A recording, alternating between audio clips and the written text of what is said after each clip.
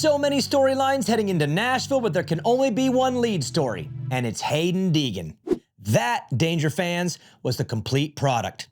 A wire-to-wire victory, 15 perfect minutes, and a message sent to Cam and Tom and his buddies on the West that he is back to 100%. This one felt different. Yes, the LA Coliseum was nostalgic and was an inside-the-stadium win, but it didn't feel the same to me. It was a new format with new whoops. I mean, it was rad and he beat everyone, but it wasn't like this. Even Arlington, yes, on paper it's a win, his first, but with the Forkner crash and the uncertain outcome of those final laps, I couldn't get on board with the dramatics and the theatrics. But this one is fully legit. Looked like a vet, handled the pressure, you had the points leader and a two-time world champ behind you, and not a worry in the world. It was a calm, chaos-free night, which must be nice for a group that has been in chaos since Christmas and was desperate to settle things down and get back to plan. But now, the expectation rises, and a question is asked. Is Haiden Deegan elite? Coming into this season, I said yes, he was elite, and I had him winning the 2024 Supercross Championship. Either coast, didn't matter, he was my number one. That was their expectation too, and why wouldn't it be? He finished second to Hunter Lawrence last year as a rookie, won SMX, spent the offseason with John Tomac on the pit board, and was planning to show you the Foxborough danger back at Detroit, then smash his way through a 9-race season. Word gets out before the season that he was skipping A1 and would instead ride east. Odd. It's never the preferred coast, especially for a Cali kid and a star, so there must have been an injury. No. Nothing posted, no breaking news, just rumors swirling that Danger might not only skip west, but might be out for all of Supercross. All of it. Devastating for the sport and for the fans, and especially for the Deegans, who are now staring at the real possibility of missing the Supercross Championship. Then came the gamble. They posted a current clip of him on the bike on Instagram, then showed up in Detroit and raced in recovery without full prep just to survive the opener and grab some points and keep those title hopes alive. A heavy gamble, and they went for it. They took the bet, said, F it, let's not only show up, let's win this sucker. You saw what happens next. The gate drops, and it was all over the place. A ping pong of emotions and bodies. You have the first turn crash with fingers flying everywhere, the glory in Arlington and the mouthing that came with it, the brutal crash at Daytona followed by the mess in Birmingham, a family meeting and a soft apology in Indy. He scathed his way through the first 6 rounds, but he made it to the break. And with that break came a chance to breathe, get some productive laps in, and rebuild the base. He spent some time with Ken Roczen, then shows up and wins the main in Foxborough. Fairly easy, and it's safe to say he's back and they're in serious trouble with a 3-week cage match coming.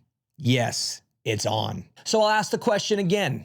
Is Haiden Deegan elite? He has a chance right now to prove it.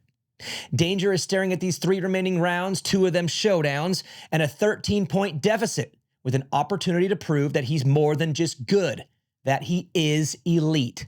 Because the elite win in year 2. Tomac did, Webb did, Sexton did, even RC, RV, and Stu won it year 2. They showed early that they were meant for the big boy class and blitzed through the regional series like that. They would win from 13 down. They would face all the hurdles he has and win this. They would. If Danger is one of them, he wins this championship. He has 2 worthy opponents. Cameron McAdoo is 2-2-2-1-2 in his last 5 races, by far his best run ever. And Tom Vial has proved he ain't no slouch. This 2-time world champ, and my favorite to win the Pro Motocross Championship this summer, figured out this Supercross thing pretty fast. And it takes starts and smarts to navigate these showdowns, and that advantage goes to the Frenchman. But if Deegan is a real boss, he'd stick a dub on Levi Kitchen and the West too, just to flex. Oh, isn't that heavy bait?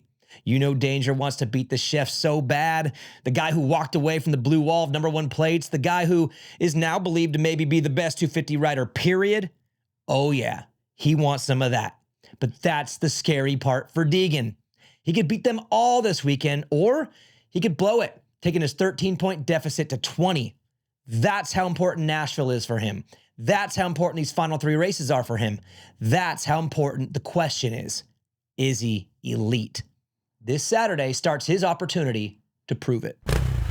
While Mother Nature has done everything in her power to ruin the season, the Supercross gods have saved it and actually delivered the perfect setup for a 4-round sprint to the finish. It's a 3-way, and I can make a case that Cooper Webb, Jett Lawrence, and Chase Sexton can win this thing. But there's only one favorite. Yes, Coop is the favorite. Doesn't mean he'll win it, but you'll give the edge to the 2-time champ who has a history of grinding these things out while checking most of the boxes over Jett and Chase. Starts when they matter. It's Coop. He only gets them when he needs to, and he'll need to from here on out. So starts, check, Webb. Craft, yeah, Jett still goofs, and Chase hasn't shown he's mean enough to win an outright fight. So yeah, Craft goes to Coop. Easy. Experience?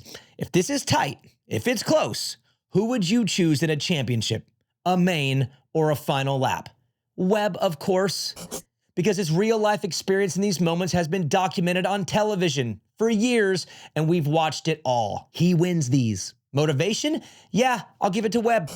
Jett has years to build a legacy. He'll get a bunch of these. Does he have to win this for his career, for his family? No. And Chase? Yeah, it'd be nice to back this title up, but Eli's never done it. Coop's never done it. Neither have Ombre, Stu, Chad. So no, he doesn't have to win this. Coop does.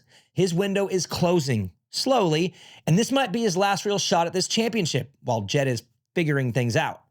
He has to win this thing for pride, for the legacy, for his decision, for the dollar bills, and for redemption. He was in this late last year and got jacked at Nashville. Yeah, motivation goes to Webb as well. Focus? Well, this is by far the most locked in I've seen him. He has been pretty pervy on the microphone for some reason. Yeah, man, arm about as hard as morning wood right now. And yeah, you just gotta jack it off sometimes. Maybe he's backed up. Either way, he's the favorite, but this is going to be a lot tougher than those Kenny title years, Coop. Jett has the highest ceiling we've seen in decades. He can string off 3 to 4 straight and make these dudes' heads spin. I mean, a few short weeks ago, we were thinking he may never lose again, but he hasn't won since I mentioned he had a girlfriend, actually. But his speed is top of the class, and he's stubborn as hell, and he's wanting that rookie title that McGrath and the Dunge got. Bad. You will see the best of Jett Lawrence the next 4 weeks, but he's entering a brand new world. Yes, he has 5 straight titles, but none were like this, against a monster like Cooper Webb. But like Deegan, if Jett is super elite, like king-level elite, he wins this. He's faster than Cooper. He's faster than this year's Chase. And speed wins if you can control it. And when he does, he kills these guys. Oh, and Jett, some friendly advice? Plug your ears, buddy. If Coop looks at you or talks to you, just close your eyes and your ears and ignore him. Games are coming. And Chase, you have to win Nashville, says basic math. You're 15 down with 4 to go. You really can't Dungy this thing from here. You're gonna have to gamble. For those of you who think my Dungy comparison is silly, check out these stats from MX Reference. They're like twins. And guess what? Dungy didn't win in 2011.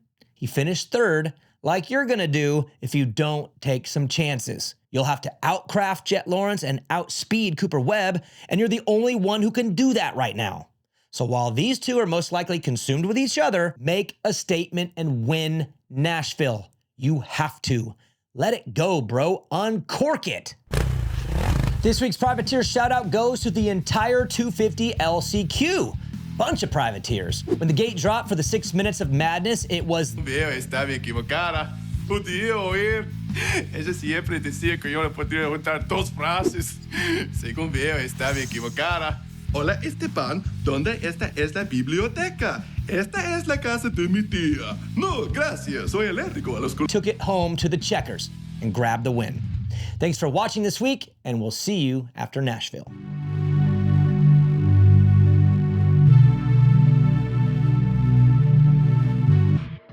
Thank you so much for watching this show. If you liked it, press the like button. And if you want to subscribe, then press the subscribe button. Share it with your friends, with your family, and grandma. Make sure you send it to grandma. Grandmas love everything Main Event Moto does. All you Motoheads out there, we are still rocking and rolling at Main Event Moto. You can go to patreon.com/Main Event Moto. We do 2 shows a week now, and both of them are live streamed. Patreon.com/Main Event Moto, and we will catch you on the next show.